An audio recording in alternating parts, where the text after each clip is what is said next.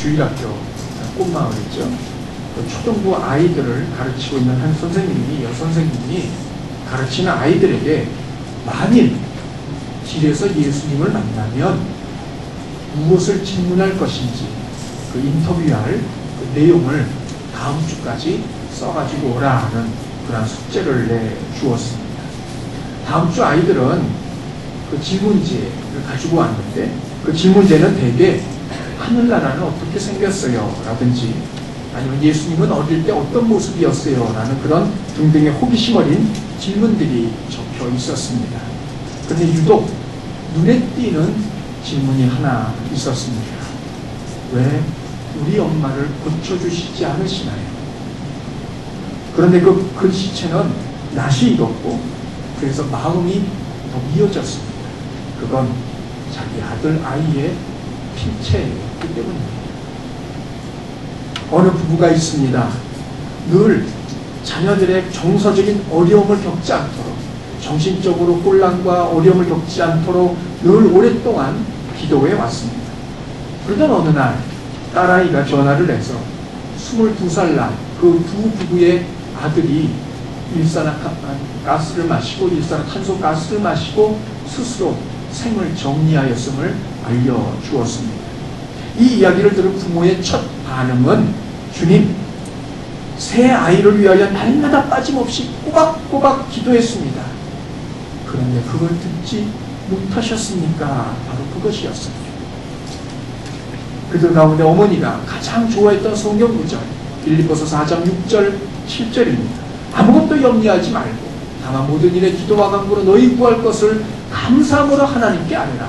그리하면 모든 지각에 뛰어난 하나님의 평강이 그리스도 예수 안에서 너희 마음과 생각을 지키시리라. 그런데 돌아온 결과는 아들의 죽음이었습니다. 필립 얀시라는 작가의 책에서 읽은 내용입니다.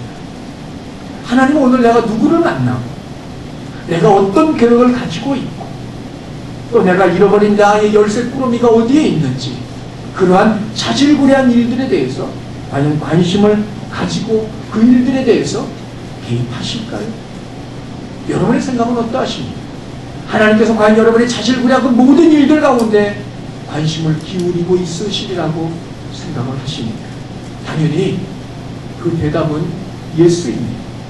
그러면 토네이도 하나가 온 도시를 휘젓고 그로 인하여 수많은 이재민들이 발생이 되었을 때 2004년에 인도양 쓰나미로 인하여 25만 그 인도양 주변에 있는 14개 국가의 연안에 있는 그 나라에 있는 사람들 25만이 목숨을 잃었을 때 또 내전으로 인해서 수백만의 사람들이 희생을 당하고 있을 때 얼마 전에 있었던 네팔의 지진으로 말미암아 만여 명의 사상자가 발생하고 있는 바로 그때 하나님이 개입하시지 않는 이유는 무엇일까요?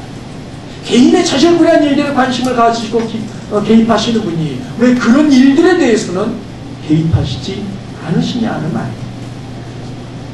파산 직전까지 몰린 살림, 극한으로 치닫고 있는 부부의 싸움, 아픈 아이의 치유를 위하여 날마다 기도하였으나 전혀 나을 기미가 보이지 않을 때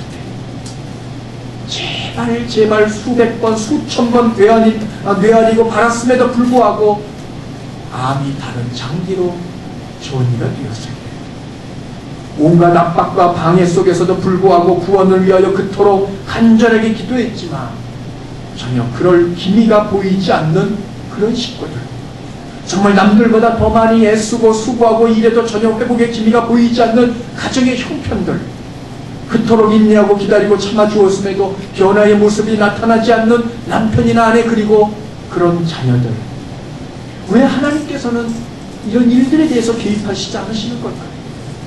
왜 하나님은 침묵하시는 걸까요? 간증을 듣거나 간증집을 읽어보면 하나님은 다른 사람들에게 그토록 관대하게 보이시는데 왜 유독 나에게만큼은 그렇게 인색하게 보이느냐는 말이에요. 이런 일들을 삶에서 경험할 때 대부분의 그리스도인들의 반응이 무엇일까요? 그건 아마도 혼란과 의문일 것입니다. 하나님이 계시는데 왜? 하나님이 날 사랑하신다면, 과연 하나님은 나를 향하여 관심을 가지고 계실까? 이런 상황 속에서 하나님은 무엇을 하고 계실까? 이때 이런 질문들이 우리 마음속에서 끊임없이 솟아오를 줄 압니다. 성도 여러분, 그럼에도 이러한 질문들이 우리 마음속에서 끊임없이 솟아오르는 그 순간에 우리 그리스도인들이 해야 될 일이 있다면 그건 과연 무엇일까요? 그러나 물론 우리는 이에 대해서 답을 이미 가지고 있습니다. 그러나 하나님은 우리에 대해서 별 관심이 없으신 듯한데 왜 우리만 하나님을 향하여 일편단심의 믿음을 유지해야만 하느냐는 말입니다. 그렇게 부르짖고 기도했음에도, 그렇게 기다리고 참고 있음에도, 그렇게 수고했음에도 아무런 일이 일어나지 않는데, 하나님은 내 삶 가운데 어떤 일도 일으켜주지 않고 계시는데 왜 나만 하나님 앞에 일편단심의 신실함을 유지해야만 할까 하는 문제입니다. 오늘 본문은 7개의 나팔 재앙 가운데 마지막 7번째 나팔이 울려지기 전에, 그것이 시작되기 전까지의 일종의 연극으로 치면 막과 막 사이의 막간이라고 생각해 볼 수 있습니다. 그러나 그 분량은 결코 적지 않습니다. 왜냐하면 11장 14절까지 계속해서 이 막간이 이어지고 있기 때문에 그렇습니다. 그러면 우리가 오늘 읽었던 이 본문의 내용은 무엇입니까? 여러분, 우리가 이제까지 살폈던 7가지의 인, 그리고 7개의 나팔 가운데 6개의 나팔의 재앙은 비록 끔찍하고 광범위하긴 하지만, 그것 때문에 인류 가운데 절반이 죽기도 하겠지만, 그러나 분명한 것은 그 일들을 믿는 우리와는 아무런 상관이 없는 일이라는 말입니다. 우리 믿는 자들은 4장에서 보았듯이 이미 천상의 예배에 참여하고 있고, 그래서 인과 나팔의 재앙들, 그리고 이후에 있을 그 대접의 재앙들을 받고 있는 사람들은 그 머리에, 이마에 하나님의 인침을 받지 않은 그 사람들만이라는 겁니다. 당연히 우리는 거기에 해당되지 않습니다. 이 계시록에는 7개의 인과 7개의 나팔과 7개의 대접의 재앙이 기록이 되어져 있는 것을 보게 됩니다. 그런데 이 7번째 인은 다시 7개의 나팔로 이어지고, 또 마지막 7번째 나팔은 다시 또 다른 7개의 대접으로 이어지고 있는 것을 보게 됩니다. 그래서 마치 우리는 모두 21개에서 2개를 뺀 19개의 심판과 재앙이 시간의 연속성을 따라서 계속해서 주어지는 것처럼 이해가 되어질 수 있겠습니다만 사실은 그렇지 않습니다. 인과 나팔과 대접의 심판의 재앙들은 같은 일들의 반복으로 보여주는 것입니다. 같은 의미의 다른 그림이라는 말입니다. 그러면 이렇게 같은 의미를 반복해서 중첩적으로 보여주는 이유가 무엇입니까? 하나입니다.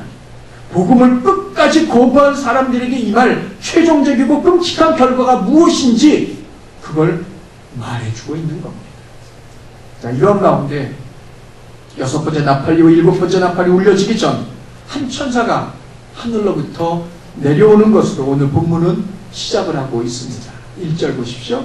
힘센 다른 천사가 구름을 입고 하늘에서 내려오는데, 자, 여기서 이 힘센 천사가, 다른 천사가 누구냐에 대해서 사람들은 많은 관심을 기울이고 있고, 그 결과 이 천사는 천사가 아니라 그리스도라고 해석을 하고 있습니다. 그 이유는 여러분이 1절에서 보시는 것처럼 묘사된 모습이 마치 그리스도의 모습을 연상시키는 그런 모습이기 때문입니다. 여러분 1절을 다시 보십시오. 묘사된 모습이 무엇입니까? 첫째는 자, 하늘에서 내려온다는 겁니다. 영적인 존재임을 말하고 있습니다. 두 번째, 구름을 입고 있다는 겁니다. 그런데 이 구름, 쉐키나라고 그러죠. 이건 주로 하나님의 영광, 하나님의 임재를 의미하곤 합니다. 그리고 머리 위에 무지개가 있다고 말하고 있어요. 그런데 계시록 4장 3절에 보면 보호자의 무지개가 둘려져 있다고 말하고 있습니다. 뿐만이 아닙니다. 얼굴은 해와 같다고 말하고 있는데 계시록 1장 16절에 보면 얼굴에 해가 힘있게 비추는 것처럼 비춘다고 말하고 있어요. 그리고 발은 불기둥 같다고 하였는데, 불기둥, 이스라엘 백성들이 애굽에서 나와 광야에 있는 동안에 이스라엘 낮에는 이 구름기둥, 밤에는 불기둥으로 이스라엘을 보호해 주었는데, 거기서 말하고 있는 구름기둥과 불기둥, 그건 하나님의 임재를 상징적으로 말하고 있는 겁니다. 이뿐만이 아닙니다. 또한 2절을 보십시오. 2절에 보면 이 천사가 오른발로는 바다를 그리고 왼발로는 땅을 밟고 있다고 하고 있습니다.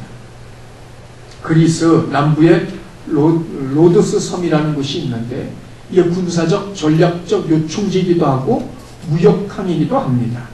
근데 BC 300년경 이 로도스 항에 아주 어마어마한 청동으로 만든 거상이 하나 그곳에 새겨졌습니다. 클로서스라고 불려지는 이 청동상인데 이게 고대 세계 7대 불가사의 가운데 하나입니다.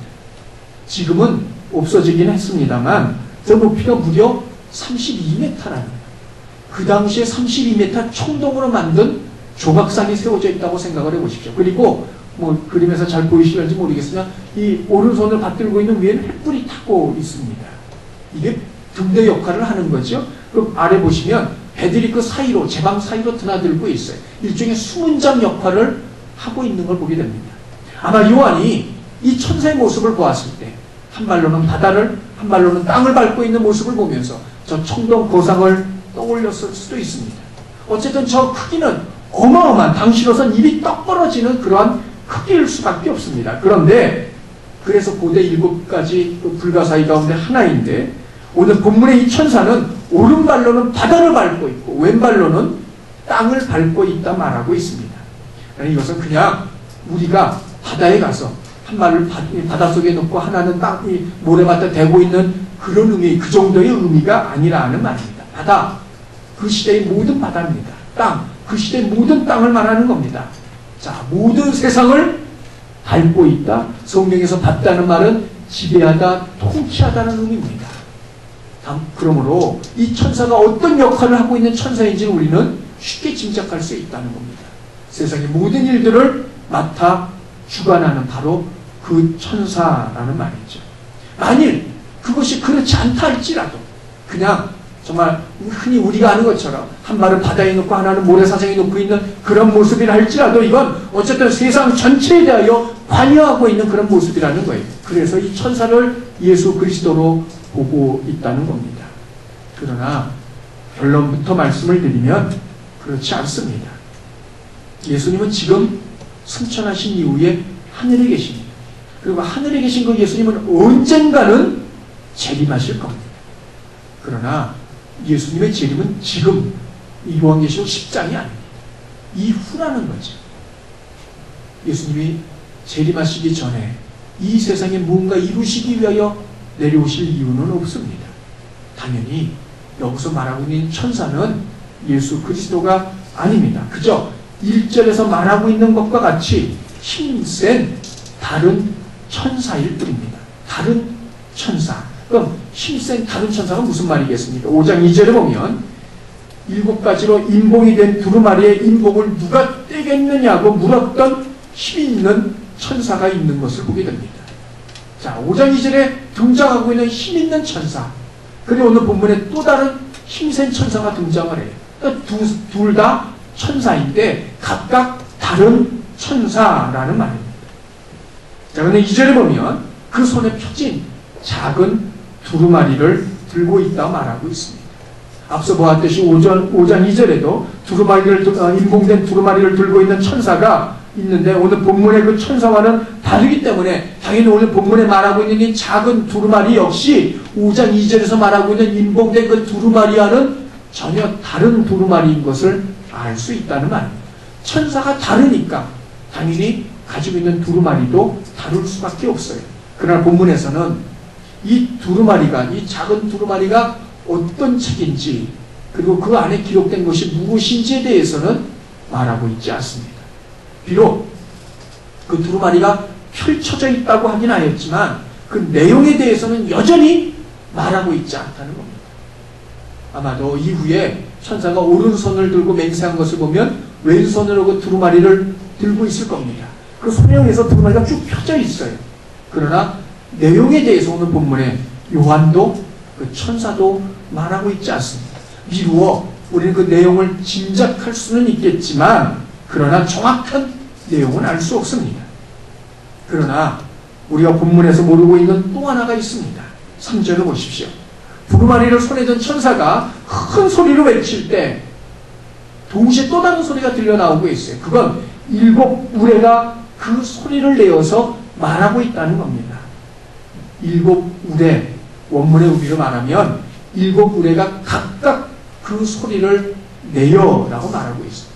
자, 7개의 우레니까 소리가 몇 가지겠어요? 그러면 흔히 7가지라고 생각할 수 있겠습니다만 이건 각각의 음색을 말하는 겁니다. 다른 내용을 말하는 것이 아니고 한 내용인데 각각 다른 음성으로 라는 이런 것을 의미하는 겁니다. 그리고 성경에 보면 7이라는 것은 완전수고 우레를 볼 때 시편 29편 3절에 의하면 그건 곧 하나님의 소리인 것을 알 수 있습니다. 그러므로 7 우레의 말은 하나님께서 말씀하셨다는 의미입니다.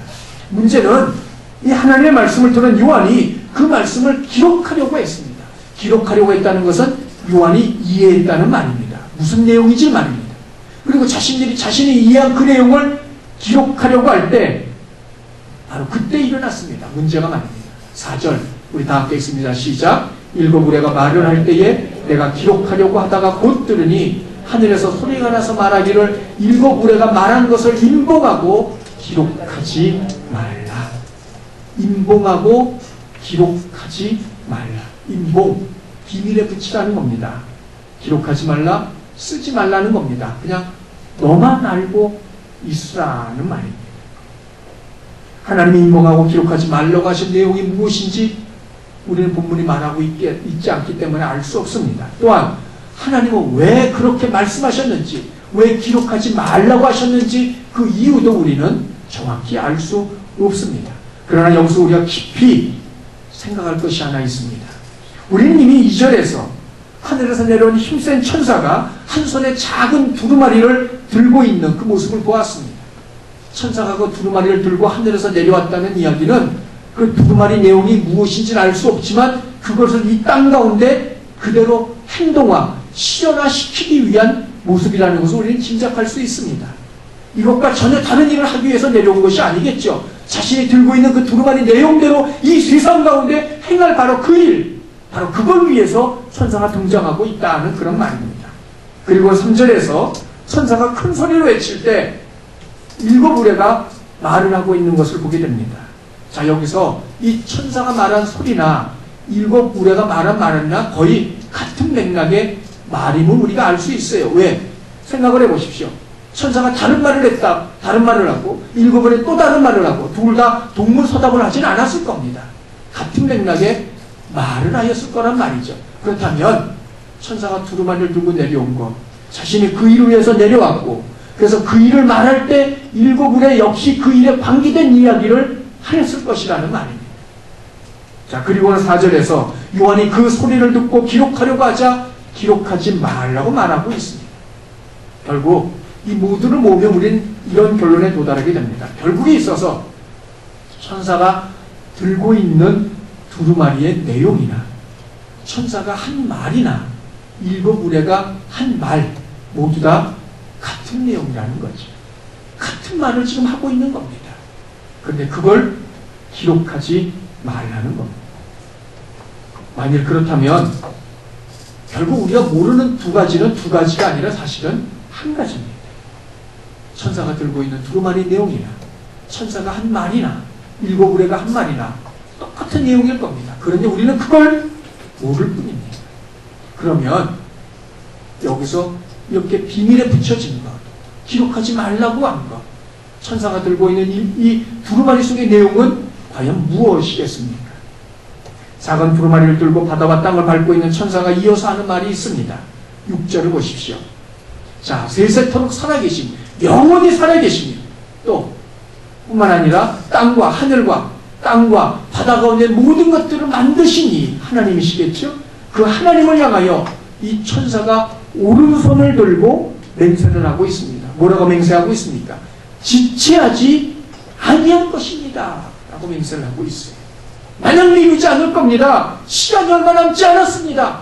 반드시 이룰 겁니다 라고 천사는 맹세하고 있습니다. 어떤 시간이요? 7절 우리 다 함께 읽습니다. 시작. 7째 천사가 소리내는 날 그의 나팔을 불려고 할 때에 하나님이 그의 종 선지자들에게 전하신 복음과 같이 하나님의 그 비밀이 이루어지리라 하더라. 어떤 시간이요? 일곱째 천사가 나팔을 부는 바로 그때입니다. 복음이 이루어진 것 같이 하나님의 비밀도 이루어지리라. 그러면 이 복음과 하나님의 비밀은 다른 거예요. 그렇죠? 복음이 하나님의 비밀은 아니에요. 오늘 이 7절에서 말하고 있는 건 말입니다. 복음이란 무엇입니까? 하나님이 하신 일입니다. 창조부터, 그리고 이스라엘을 부르시고 또한 교회를 세우시고 세상에 예수 그리스도를 보내시고 또한 예수님이 오셔서 십자가에 죽으시고 부활하시고 승천하시기까지, 그리고 나머지 재림하시기 이를 때까지 하나님이 하신 모든 일들을 다 우리는 복음이라고 이야기할 수 있습니다. 이 가운데 재림 하나만 남겨두고 세상의 모든 일들은 다 이루어졌어요. 복음이 이루어지지 않은 것들이 아무것도 없다는 말입니다. 그렇게 복음이 이루어진 것처럼 하나님의 그 비밀, 일반적인 비밀이 아니라 그 비밀이라고 말하고 있어요. 여기서 말하는 그 비밀은 무엇일까요? 앞서 말씀드린 것처럼 천사가 들고 있는 작은 두루마리의 내용, 천사가 하였던 말, 그리고 일곱 의뢰가 하였던 바로 그 내용, 그것 자체를 말하는 겁니다. 바로 그것이 반드시 이루어질 것이라는 거예요. 이루어지리라, 완성될 것이다, 성취될 것이라는 말입니다. 언제요? 일곱 번째 천사가 나팔을 부는 그날입니다. 무엇이요? 본문에서 요한으로 하여금 기록하지 못하게 했던 바로 그 내용이 이루어질 것이라는 겁니다. 우리는 본문이 말하고 있는 하나님의 그 비밀이 무엇인지, 어떤 내용인지 알 수 없습니다. 10가지 가운데 한두 가지가 아닌 우리는 그 전체를 다 모릅니다. 그러나 그 비밀은 반드시 이루어집니다. 우리의 이와는 전혀 상관없이 말입니다. 천사는 그것을 하나님 앞에 맹세하고 있는 겁니다. 사람들은 다 알지 못한다 할지라도 그것은 반드시 이루어질 것입니다. 자신이 할 일이기 때문에 그래요. 하나님 앞에 그걸 맹세하고 있습니다. 성도 여러분, 다른 사람들이 고통을 당하고 있을 때 우리는 그들의 그 고통을 바라보면서 이론적인 문제로 씨름을 합니다. 우리는 왜 좋으신 하나님께서 선한 사람들에게 나쁜 일들이 일어나도록 허락하시는가? 바로 그런 논리적인 문제를 갖고 씨름을 한다는 말. 누구에게요? 다른 사람들에게 고난이 당해졌을 때 말입니다. 그러나 내가 고난당하는 당사자가 되면 우리의 질문은 바뀝니다. 더 이상 이론적이고 철학적인 논쟁에 대해서 관심이 없어집니다. 대신 우리의 아픔은 더 많은 개인적인 질문들을 하게 만들고 있습니다. 그건 고통당하는 우리가 정말 알고 싶어하는 것들입니다. 하나님은 내게 안 좋은 일이 생길 때 과연 나와 함께하고 계시는가? 하나님은 그때에도 여전히 나를 돌봐주실 것인가? 하나님은 변함없이 나를 사랑하시는가? 하나님은 지금 내가 겪고 있는 이 끔찍하고 말도 안 되는 엉망진창인 이 일들에 대해서 과연 세세히 알고 계시는가? 하나님은 지금 내가 얼마나 죽을 만큼 힘들어하는지 알고 계시는가? 바로 이런 질문들이 우리 입술 가운데서 쏟아져 나온다는 말입니다. 그러나 사실 엄밀히 말하면 이런 질문들에 대한 대답을 우리는 이미 가지고 있습니다. 우리가 고난당할 때 하나님 나와 함께 하시는가? 하나님 여전히 나를 사랑하시는가? 여전히 나를 돌봐주시는가? 하나님 내가 당하고 있는 모든 일들을 알고 계시는가? 대답을 알고 있어요. 그 대답은 그렇다입니다. 문제는 그 다음에 우리의 질문입니다. 그러면 왜? 그런데 왜? 나와 함께 하시고 나를 돌봐주시고 나를 사랑하시고 나를 알고 계시는데 왜? 도대체 왜 그런 일들이 내게 일어나야만 하느냐 말이죠. 바로 이 왜, 무엇 때문에, 이유가 뭡니까? 라는 이런 질문. 자, 이것은 시대와 상황과 인종과 형편을 넘어 모든 인류가 붙들고 있는 풀지 못하는 난제이며 우리 그리스도인들조차 해결하지 못하는 숙제이기도 합니다. 누구도 이 질문에 대해서 명확하게 그건 이것 때문입니다 라고 말해줄 수 있는 사람은 아무도 없습니다. 그건 영원한 숙제요 난제입니다. 성도 여러분, 혹시 여러분 가운데 이러한 질문에 대한 대답을 가지고 계신 분이 계십니까? 모두를 만족시킬 대답을 말입니다. 이 질문에 대해서 여러분은 대답하실 수 있으십니까? 저 역시 이 질문을 하나님 앞에 수없이 하였고 지금도 하고 있습니다. 하나님 도대체 무엇 때문입니까? 하나님 언제까지입니까? 저는 지난 주간 이 새벽 기도를 하면서도 하나님 앞에 이걸 물었습니다. 도대체 무엇 때문입니까? 하나님 언제까지입니까? 그런데 이제껏 제 경험에 의하면 하나님의 질문에 대해서 대답하지 않으십니다. 여러분, 이건 정말 더 기가 막힌 일입니다. 풀지 못한 숙제요 난제를 가지고 있는 것만도 정말 속된 말로 미치고 팔딱 뜰 일인데 거기에 덧붙여 묻고 있음에도 불구하고 하나님은 대답까지 없으니 이 얼마나 더 기가 막힌 일이냐 하는 말입니다. 이것 때문에 어떤 사람들은 지쳐 쓰러집니다. 어떤 사람들은 아예 포기하고 살아갑니다. 어떤 사람들은 자신의 믿음 자체를 떠나기도 합니다. 어떤 이는 하나님을 향하여 원통한 마음을 풀지 않습니다. 어떤 사람은 하나님을 떠나지는 않지만 하나님을 향하여 아예 마음의 문을 닫아봅니다. 그리고는 그 하나님을 향하여 어떤 기대도 하지 않습니다. 혹시 여러분 가운데 이와 같은 마음을 가지신 분이 계십니까? 그렇다면 이때 어떻게 그 남은 삶을 살아야 하는 것일까요? 성경에 보면 이러한 때 이러한 순간에 하나님 언제까지입니까? 하나님 무엇 때문입니까? 하나님 왜입니까? 라고 묻고 있는 이 순간에 어떻게 살아야 할지에 대한 모범적인 답안을 제시해주고 있는 이가 있습니다. 그건 바로 우리 구주 예수님이십니다. 복음서에 보면 예수님께서 십자가에 달리셨을 때 하셨던 7가지의 말씀, 흔히 가상칠언이라고 이야기를 합니다. 이 가상칠언이 있는 것을 보게 됩니다. 자, 그 가운데 첫 번째, 주님이 십자가에 달리셔서 하셨던 말씀, 아버지여 저희의 죄를 용서하여 주옵소서라는 그런 말씀이었습니다. 저희를 사하여 주옵소서. 자신을 십자가에 못 박게 한 그 사람들, 유대인들이죠. 자신을 십자가에 못 박고 있는 사람들, 로마인들입니다. 뿐만 아니라 십자가에 달린 당신을 바라보면서 조롱하고 비웃고 있는 그 사람들을 바라보시면서 주님이 하셨던 기도입니다. 아버지 저들을 사하여 주옵소서. 여러분, 이것은 예수님께서 당신의 사명이 무엇인지를 말해주고 있는 겁니다. 예수님은 사명을 알고 계시기 때문에 당신을 십자가 못 박은 그들을 용서하고 계신다는 말입니다. 두 번째 말씀이 있습니다. 나와 함께 낙원에 있으리라는 말씀입니다. 십자가에 같이 달린 행악자 가운데 하나가 예수님을 비방하며 또 다른 한쪽의 행악자가 그 비방하는 행악자를 비판을 합니다. 정죄로 야단을 치며 주님을 향하여 이야기를 합니다.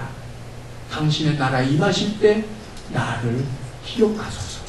그때 주님께서 그 행악자에게 하신 말씀입니다. 내가 오늘 나와 함께 낙원에 있을 것이다. 여러분, 이 말씀은 예수님께서 십자가에서 죽으신 이후에 어디에 계실지를 알고 계심을 의미하는 이야기입니다. 그 다음 세 번째 말씀입니다. 보소서 아들이니이다. 보라 내 어머니라. 십자가에 달린 자신을 바라보고 있는 어머니 마리아와 그 옆에 있던 자신의 제자 요한을 보고 주님이 하셨던 말씀입니다. 자, 예수님은 십자가에 달리시고 죽으실 겁니다. 그리고 부활하시고 이후에 승천하실 겁니다. 그때를 대비하여 자신의 부재에 대해서 어머니, 자신이 남겨놓고 떠나고 있는 그 어머니에 대한 대비를 하고 있는 것을 보게 됩니다. 십자가 이후, 승천하신 이후의 대비까지 주님은 말씀하고 계십니다. 문제는 네 번째입니다. 주님의 네 번째 십자가상에서 말씀이 무엇입니까? 여러분이 잘 아시는 말씀이죠. 엘리 엘리 라마 사박단이 바로 그것입니다. 나의 하나님 어찌하여 나를 버리시나이까? 어찌하여 나를 버리시나이까? 예수님은 분명 십자가에 달리시는 이유를 알고 계셨습니다. 십자가 이후에 당신이 어디에 계실지도 알고 계셨습니다. 그래서 그에 대한 가족, 특히 어머니에 대한 대비까지 세워두고 계십니다. 그런데 뜬금없이 어찌하여 나를 버리셨나이까 부르짖고 있다는 말이에요. 알고 계심에도 말입니다. 어찌하여, 다른 말로 하면 왜, 무엇 때문에 라는 말입니다. 무엇 때문에 나를 버리고 계십니까? 여러분, 예수님께서 정말 몰라서 물으시는 걸까요? 그 의미를, 이유를 정말 모르기 때문에 하나님 앞에 그걸 다시 한번 묻고 있는 거냐 말입니다. 아니면 당신이 알고 있는 그것을 다시 한번 확인하기 위하여 예수께서 이 질문을 아버지 앞에 하고 계시는 걸까요? 좀 전에 하나님은 사람들의 왜 그리고 무엇 때문에라는 그 질문에 대하여 대답하지 않으실 것이라고 말씀을 드렸습니다. 그 이유가 무엇일까요? 여러분 한번 생각을 해보십시오. 이유를 말씀해 주시면 그 일에 대하여, 지금 이 사람이 겪고 있는 그 일의 전반적인 모든 것들에 대하여 하나님께서 말씀해 주시면 그때 사람은 그래서 그렇게 하셨군요. 알겠습니다. 그러면 뜻대로 하시지요 라고 말을 할까요? 아닙니다. 설사 그렇게 말씀해 주신다 할지라도 아니 그래도 그렇지 그렇게 하는 법이 어디 있습니까? 왜 하필 나입니까? 라고 덤벼들 것이라는 말입니다. 사람의 말입니다. 예수님은 이미 알고 계십니다. 그럼에도 이렇게 물으신 것은 정말 그 이유를 알고 싶으셔서 물으신 것이 아닙니다. 그건 다만 하나님을 향한 처절한 고통의 탄식 소리입니다. 내가 이 고통을 당하고 있나이다. 내가 이 고통을 당하고 있나이다. 바로 그것이라는 말이에요. 그렇습니다. 고통당하시는 그 고통을 아버지 앞에 절규하고 계시는 겁니다. 중요한 것은 예수님은 그 순간 십자가에서 내려오시지 않았다는 겁니다. 여전히 그 십자가에 머물러 계셨습니다. 그래야 사명을 이룰 수 있기 때문입니다. 그래야 사람들을 구원에 이르게 하실 수 있기 때문입니다. 예수님은 그 순간에, 그 처절한 고통의 순간에도 하시던 일, 그리고 하실 일을 행하고 계셨습니다. 우리는 알아도 순종하지 않는다면 예수님은 아심에도 순종하고 계십니다. 성도 여러분, 요한이 다 알지 못하는 일, 왜 기록하지 말아야 하는지에 대해서 알 수 없는 그 일, 그러나 하나님은 그 일을 마침내 성취하고 계십니다. 세상에는 우리가 모르는 일들이 한두 가지가 아닙니다. 세계적인 일은 고사하고 내게 속한 일들조차도 우리는 다 이해하고 알지 못하고 있습니다. 그것이 우리들인데, 그러나 그럼에도 하나님은 그 일들을 하나도 남김없이 온전히 다 이루실 겁니다. 이때 우리가 해야 될 일이 하나 있습니다. 사랑하라, 한 번도 상처받지 않은 것처럼이라는 그런 책에서 나오는 내용입니다. 어떤 사람이 하나님을 찾아가 인터뷰를 요청을 합니다. 하나님께서 그 사람에게 물으십니다. 내가 나를 인터뷰하겠다고? 그래. 그럼 내게 물을 것이 무엇이냐? 그때 사람이 묻습니다. 인간에게 놀랄 것이 있다면, 하나님으로서 인간에게 놀랄 것이 있다면 그것은 무엇입니까? 하나님이 대답하십니다. 어린 시절이 지루하다고 서둘러 어른이 되려고 하는 것, 그리고는 다시 어린 시절로 되돌아가기를 꿈꾸는 것, 또한 돈을 벌기 위하여 건강을 잃어버리는 것, 그리고 이런 건강을 되찾기 위하여 그 모든 돈을 다 잃어버리는 것, 미래를 염려하느라 현재를 놓치고 있는 것, 그리하여 결국엔 현재도 미래도 다 놓쳐버리는 것, 결코 죽지 않을 것처럼 사는 것, 그러나 결코 살아본 적이 없는 듯 무의미하게 죽는 것, 그것이 내가 사람에게 놀랄 일들이다 말씀을 하셨습니다. 하나님의 그 말씀을 들은 사람은 침묵합니다. 정말 그렇기 때문입니다. 그리고는 조금 후에 다시 하나님 앞에 이야기를 합니다. 시간 내주셔서 감사합니다. 그 밖에 혹시 하나님의 자녀들에게 해주신 말씀이 있습니까? 그때 하나님께서 말씀하십니다. 그럼에도 나는 언제나 모든 방식으로 너와 함께하고 있음을 기억하라. 내가 그럴지라도 나는 모든 방식으로 언제나 너와 함께함을 내가 기억하라. 하나님은 늘 사람에게 하나님이 하실 수 있는 모든 방법으로 사람과 함께하고 계십니다. 하나님은 하나님으로 하실 일을 하고 계신 겁니다. 사람이 어떠하든지 말입니다. 바로 이것입니다.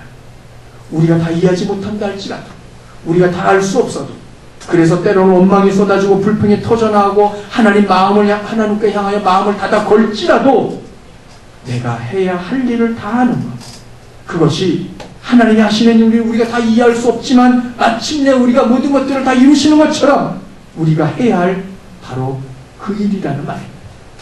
갈라디아서 6장 9절을 보십시오. 우리가 선을 행하되 낙심하지 말지니 포기하지 아니하면 때가 이름에 거둘 것이다. 선을 행하며 옳은 것입니다. 하나님 보시기에 좋은 겁니다. 하나님께로부터 난 것입니다. 하나님께서 명하신 겁니다. 왜냐하면 하나님이 선하신 분이기 때문에 그렇습니다. 그런데 그런 일들을 행하되 낙심하지 말지니 실증내지 말라는 말씀입니다. 지쳐서 넘어지지 말라는 말씀입니다. 힘이 빠져서 늘어지지 말라는 말씀입니다. 포기하지 아니하면, 마음이 약해져서 그만두지 않는다면, 맡고 있는 그 자리에서 떠나지 않는다면 때가 이름에 반드시 거둘 것이다. 주의 일을 할 때 이런저런 일들, 말들, 사람들의 어떤 그런 모습들로 인해서 왜 나만 해야 하느냐고 생각하는 분이 계십니다. 왜 그렇게 해야 하느냐고 묻고 계시는 분이 계십니까? 그만두겠다, 그만둘 것이다 다짐하고 있는 분이 계십니까? 나도 하지 않을 것이라 결심한 분이 계십니까? 그냥 하십시오. 그대로 하십시오. 그 일이 만일 하나님께로부터 난 일이라면 말입니다. 반드시 하나님께서 이루실 것이고 우리는 그때 반드시 거두게 될 것입니다. 멈추고 싶을 때마다, 그만두고 싶을 때마다, 부질없는 것이라는 생각이 들 때마다, 그럼에도 불구하고 그 일들이 하나님께로부터 난 것이라면 계속 하십시오. 멈추지 마십시오.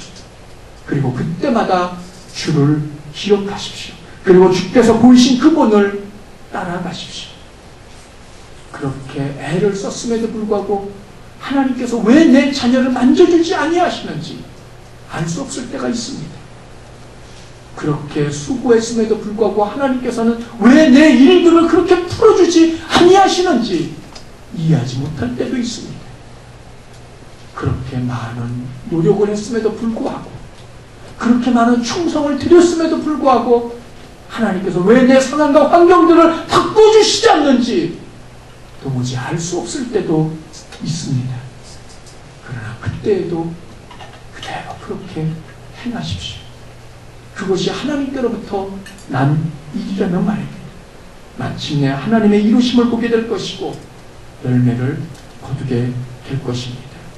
사랑하는 성도 여러분, 여러분이 그 일을 다 완수하실 그때까지 쉼없이 변함없이 도우시는 하나님의 은혜와 성령의 감동과 불굴의 의지가 여러분의 있기를 간절히 축원합니다. 그리함으로 마침내 주님께서 다 이루시는 그날 하나님께서 많은 열매를 거둘 수 있는 저와 여러분, 그때까지 그 이전까지 다 할 수 없다 할지라도, 다 이해하지 못한다 할지라도 마침내 그 열매를 거두시는 저와 여러분 되시기를 주님의 이름으로 또한 축원드립니다. 기도